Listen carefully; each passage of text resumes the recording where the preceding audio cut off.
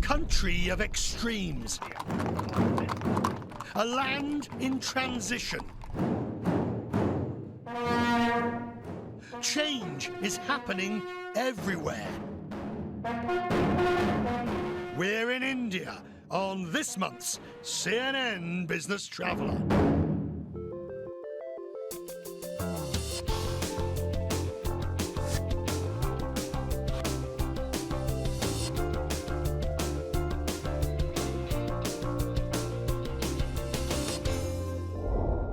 Hello and welcome to CNN Business Traveller. I'm Richard Quest, this month reporting from the magnificence of the Maharaja's Palace in Jodhpur. This is India's time, so the experts tell us, which is why on this month's Business Traveller we're looking at the ease of doing business and travelling around this vast land. Make in India is the latest campaign to bolster the country as one with promise. The data is there to back it up. With a 7.5% growth rate last year, it's the fastest growing economy in the world. Business is on the rise. Yet development issues plague 300 million people who have neither electricity nor access to basic needs. India is a contradiction. It has a long way to go, with much progress to celebrate. So whilst the rose petals fall and the trumpet sings India's high note, those incessant car horns remain the symbol of this country, a place wanting to speed up, to move forward, to get blockages out of the way. If India is going to rise economically, it'll need strong partners. With no shortage of potential suitors in sight, the United States believes it stands out in front. Modernizing India will require more than just good wishes and fine words, though. The US ambassador told me it'll involve getting down to the nitty-gritty.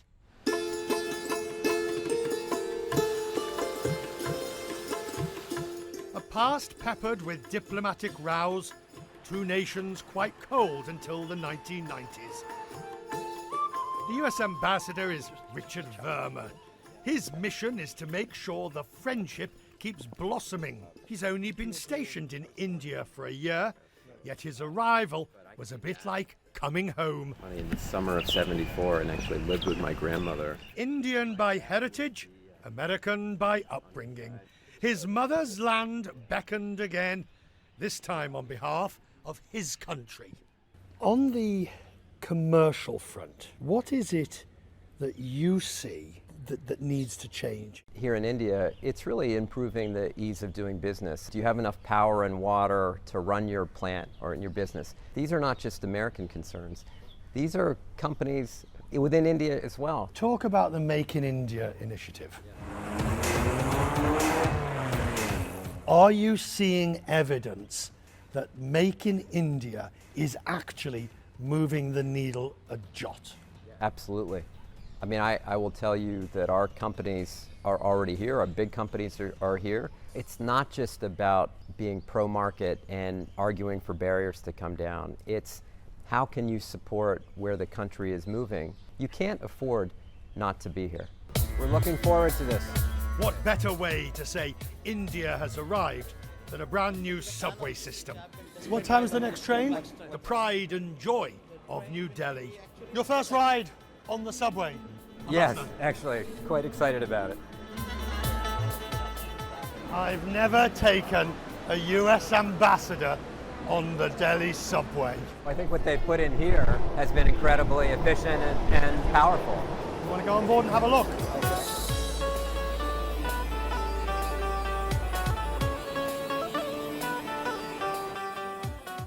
The metro here looks and functions like any other.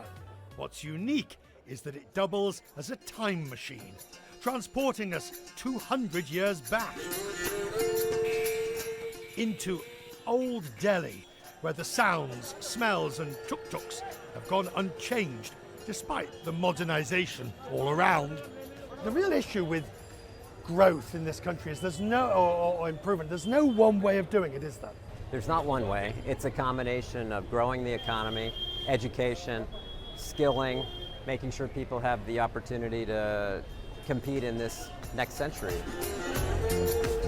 To get the full effect of his deli, the ambassador suggested we take a less than ambassadorial bicycle rickshaw ride. I couldn't decline. You see the poverty here. How come it's overwhelming, and yet at the same time the policies have to be put in place to improve things? That's the conundrum. No, look, I see the enormous opportunity here. Economically, strategically, politically, that's the India we see, one that's going to lead in the 21st century. I've seen, I've heard, I haven't yet tasted Delhi. Time for food, and throughout the program, the ambassador and I will enjoy an Indian meal. There's no curry here. This is new Indian cuisine. The chef at Indian Accent Restaurant in New Delhi is preparing the latest thinking in cuisine, a palate-pleasing 3-course meal. I'm tired of bewildering, complicated menus and food that I just look at, not sure what it is. So, with me, Rocky. How are you? Mayur, 2 of India's top food hosts, and to add a bit of decorum, the ambassador. Before you start, to be able to eat like an Indian, you've got to start by dressing like an Indian. And we've got just the thing for you. Lay it on me. Thank you. That's yours. And it's not a table cover. Let us begin our Indian feast. What's the basic principle when eating and ordering Indian food? Start small and build it up slowly. This menu business, which has got 14 pages with weird sounding foods, none of which ever seem to be replicated. We have 33 million gods. Pray for what you want. You might get it again. No, but seriously, you have to appreciate the fact that every 150 kilometers, there's a new India. It's all still India, but it's a new India. It's different tastes, different spices, different passions. It's one of the great things about living here.